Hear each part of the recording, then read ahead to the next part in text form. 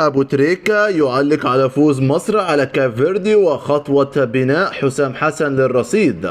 علق محمد أبو تريكة على فوز منتخب مصر الأول في الجولة الأولى من تصفيات كأس الأمم الإفريقية، حيث حقق منتخب مصر الفوز على منتخب كاب فيردي بثلاثة أهداف للا شيء على ملعب استاد القاهرة، أحرزهم رامي ربيعة وعمر مرموش وإبراهيم عادل. أبو تريكة وخلال تصريحاته التلفزيونية قال: أداء متوازن وفي تحسن ملحوظ عن المباريات السابقة، الأداء الهجومي ازداد فاعلية، المكسب كبير بثلاثية نظيفة غير الفرص اللي ضاعت. وتابع: خطوة مهمة في مشوار حسام حسن مع المنتخب، خطوة مقنعة نحو بناء الرصيد مع الجمهور المصري.